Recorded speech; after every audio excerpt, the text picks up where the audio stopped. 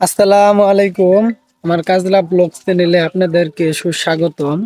যারা যারা আমার কাজলা ব্লগ চ্যানেলটি সাবস্ক্রাইব করেন নাই, তাদের সকলের কাছে আমার অনুরোধ, আমার কাজলা ব্লগ চ্যানেলটি সাবস্ক্রাইব করবেন, আমার পাশে থাকবেন, আমাকে সাপোর্ট করবেন।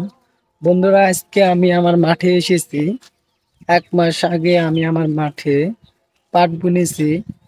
পাট কিরকম হয়েছে, পাটে ক্ষেত দেখার জন্যই আমার বন্ধুকে সাথে নিয়ে এসেছি। ও অনেক অভিজ্ঞ, ও বলতে পারবো পাটের কি সমস্যা। যদি কোনো সমস্যা হয়ে থাকে ও পরামর্শ দিবে। ওই পরামর্শ অনুযায়ী আমি ক্ষেতে বীজ রোপণ করি। অনেক ছোট পাট, তারপরও স্যাঙ্গা পাটের আগালগুলো খেয়ে দিচ্ছে। পাশে একজন বীজ দিতেছে যাতে স্যাঙ্গা রিমুভ করা যায়। আজকের দৃশ্যটা দেখতে খুবই সুন্দর। বন্ধুরা, এটা হচ্ছে আমাদের মাঠ,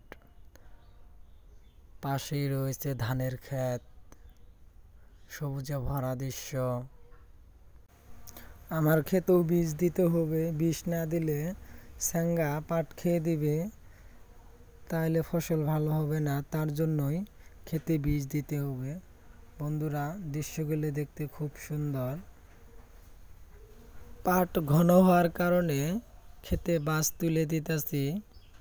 আজকে অনেক গরম পড়ছে, গরমের কারণে কাজ করতে পারতাছি না, শরীরে অনেক ক্লান্ত ধরে গেছে। বন্ধুরা, আর মাঠে থাকা যাচ্ছে না। কোনো এক সময় যায় দুম না নিলে কাজ করতে পারবো না, তার জন্যই সময় দুম নিতে যাইতেছি। বন্ধুরা, যেতে যেতে গান বললে অনেক ভালো হতো, কিন্তু আমি তো গান বলতে পারি না, তার জন্যই গান বলা হলো না।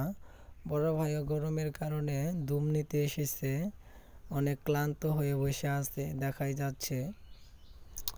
অনেক গরম, গরমের কারণে ভালো লাগতেছে না।